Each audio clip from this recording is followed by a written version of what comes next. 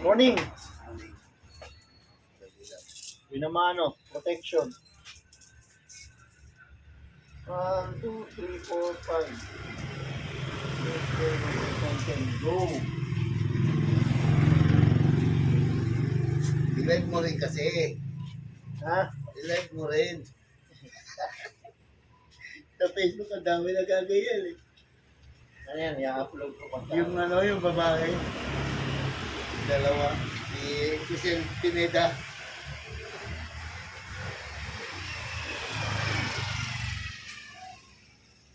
Sa ano ko lang i-upload ko eh, sa reel. Ha? Sa reel. Mixing video. Dami ko na i-upload eh. Pinadala na nga ako ng meta ng ano eh. Email. Ayusin ko raw yung ano ko. Sa cash out. Kaya cash out ko, wala naman ako sasahurin. Di ba may mga sound na ganyan pagka nagla-live? Oo, meron na yung mga kwan. Eh wala naman nagsisend sa akin ng star. Basta hindi, yung iba, yung basta viewers mo marami tsaka followers. Pagka napasukan ka na ng ads, Oo. meron ka na kaso magbabayad ka nun. Tulad ng, Magbabayad ka rin doon para pasukan ka ng ads. yung mga Parang mamumuhunan. followers mo tsaka viewers. Hindi, si Facebook ang babayaran mo para lagyan ka niya ng ads. Pag nalagyan ka na ng ads, doon ka nasasahod niya.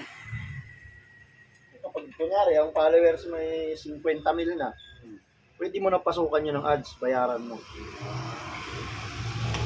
Tapos kukwentahin niyo ni Facebook kung magkano yung ano sa Depende sa sa followers mo kung ilan. Ito naman, nag-send ng mga star. Kasi sa palengke talaga nag-aaral. Talaga nila, palengke. Baka.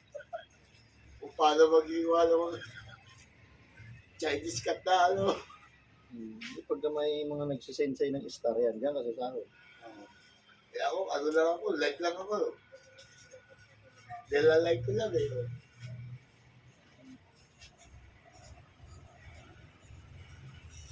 May mga views kasi ako ito umaabot ng ano, 8,000, 10,000. Oh, nakapalo naman lagi ito sa'yo eh. Dami ng mga views dito. Kasi ano na yun. Pag gusto ko paramihin yung views, sinishare ko sa mga group ko. Oo. Ayun, dumadami yun. Ganun talaga eh. Pinagtripan ko nga yan eh. Nag-video ko rito. Oh, naka-video kami sa dito eh. Sinend ko sa group Hindi ko. ba nga naka-video? Ang bilis. Puta, mayat na yan. Dumadagdag ng views. Kasi mga Hanggang umabot. Ano, makikita mo kung ilang kilo. Ayan, ilang kilo, ganyan. Sabi ko, Facebook.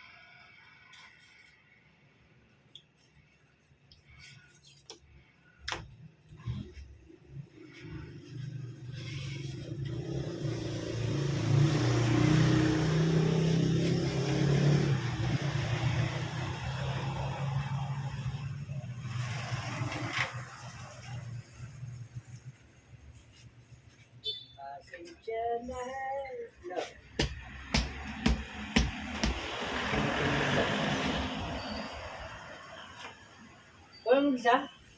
Oo, walang mga kulanay ko.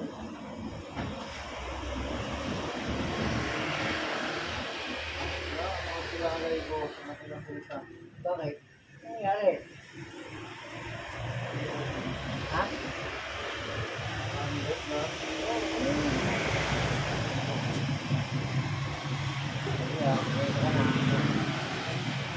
Santay, akong budget na yun eh. Papayag din sa nakipwede. Siya. Ay, ko. Bago. Ulang ano? Oh, yeah? Eh, Ayaw mo yun? hindi nga mo Hindi, nandyan. ano ba? Nandyan, kaso ano, pumapasok sa trabaho eh, kaya hindi ko nakikita. Ano pa naman hindi? Yung babae, Hindi niya. kung ano pa yun, June. Yun. June pa yun, kalahating taon na. Hindi ko na sana bibigyan yun, kasi nga, laging supply. Magkano dapat ang ulog mo? Hindi, hindi hulog ang ano niya, ang sabi niya, bibigay niya ng buo. Parang kagaya sa'yo, buuhan. Kaya ayaw ko na bigyan kasi lagi siyang supply. Nakiusap. Linggo-linggo na raw siya maghuhulog. Ang gusto pa kunin eh, 20 mil. Sabi ko, wala ako ibibigay siyang ganyan na 20 mil kasi supply ka maghulog eh. Kaya nakiusap, todo pakiusap. Kailangan lang daw niya ng pera, mag-uulog ng lingguhan na. Maklang teting, simula nung kinuha yung pera, hindi na nagparamdam. Pinapalo ako kay Kuya Jun, wala daw dyan, wala. Eh sabi ko, paano yun Kuya Jun? Sabi ko, ikaw ang nagtalan sa akin.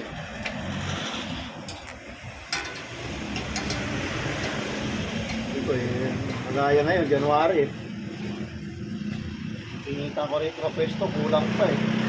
Hinihayin ko sa grab, dahil dalawang sasakyan, nilulugang ko. Matumal pa naman ngayon ang biyahe ko grab. Sa 20, magkano ba nito yung 20? Ano yun, magiging 24. Kasi 40 days eh. Kaya ang binigay ko sa kanya noon, 15 lang. Sabi ko hanggang 15 lang. Magiging 18. Eh, 6 na buwan na. Eh, takpas na yun, di ba? Patong-patong na yun.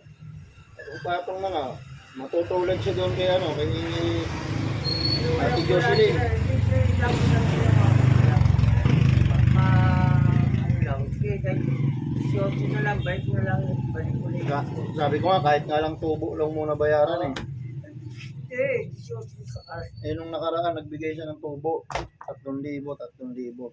Tapos yun, wala na hanggang ngayon. Eh, matulad siya dito kay Ate Jo. Ate Jo, ganyan din ginawa sa akin eh. Jo, Jocelyn, din. Yung may manukan dyan ng lechon. ah, Nabot yun ng 1 taon. kaya bayad na ngayon. So, pinabarangay ko na siya. Ayaw niya na ako bayaran eh. Ang puro pangako. Pabalikin ako ganitong araw. Pagdating ko lang, sabihin, sunod na linggo. Pagdating sunod na linggo, sabihin, sunod ng buwan.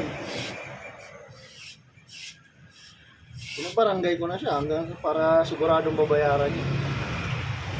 Ang utang niya, 5,000. Umabot ng 10.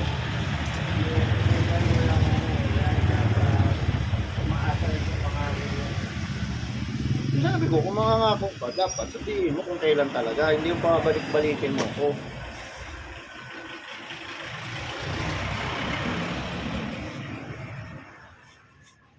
Ayoko na sana magpautang ngayon eh. Umilit lang to sila Vincent. Sabi ko, sige, bibigyan ko kayo. Pero ang tagka-3,000 lang, hindi ko na kayo bibigyan ng malaki. Hindi mo utang mo rin. Tangin ito na lang kumita mo tangin. Na Vincent. Nagtataka nga ako rin. Hindi nga sila nito pera. Si Chris, hindi na nangungutang sa akin. Si Vincent, no? Si Chris, hindi na nangungutang. Sabi ko mukha kaya ni Edgar. Eh, okay lang naman yung sa akin. Ayaw ko na nga dapat ipautang. Ano lang, makikiusap lang sila. Ano, hanggang 3 lang bigay ko sa inyo yung powder na malaki. Pero yun, matanda, sabi ko. Kaya mo ba yun? Nila. 46 days. Ha? 36 days. Itong taon na to, itong taon na to, lugi ako eh. 36 days? Itong taon na to, lugi ako. Biruin mo, yung dati kong katabi rito, nang utang 3,000, hindi rin binayaran. Yung may yung pinakakapital mo. Yung driver, yung Di bali- andyan oh, wala di bali- naman. Di bali na interest na hindi bumalik. Hindi bumalik eh. Kasi bumalik na yung unan mo. Mayroon pa pag yung unan, hindi na ibalik. Eh, magkano yung sa anak ni Kuya Jun? 15,000.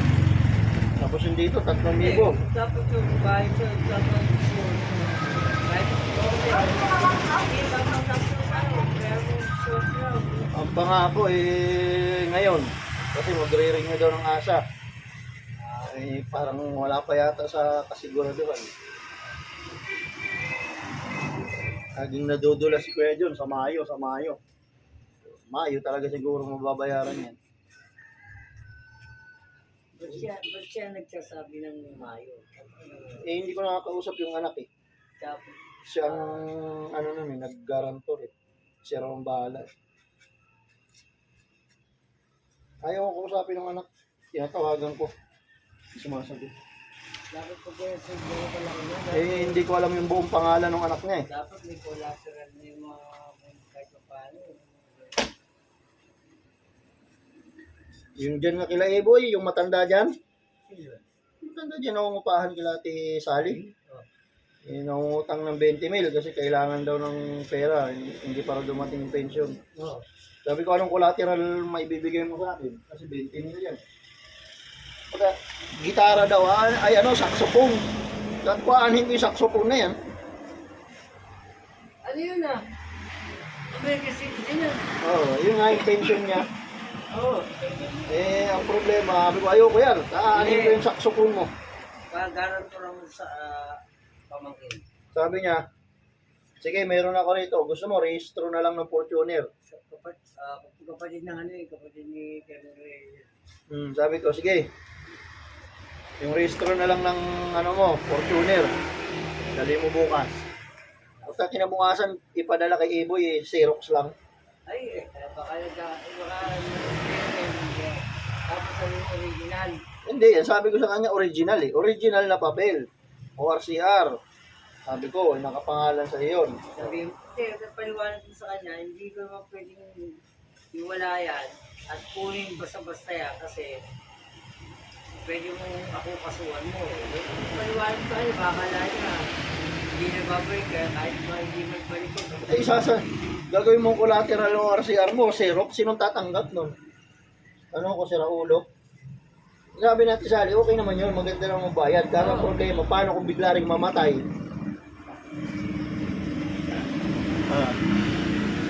Kita mo yung matanda rito, magkano utang sa akin? 13,000, biglang namatay. Saan ko sisingilin yun? Sa kabilang buhay? Diba? Hindi, nakita. Ano yun eh, magbayar mo dito. Hindi mo sisingil kasi nga nakikiusap. Hindi, ito ang ilawin ng pera. Oo. Hindi na ako maaaring. Ayun nga, nahumog mo yung pera na kapapadala ng system. Utang ko pa yung talaga yung babae. Eh, Para sa lang ko eh.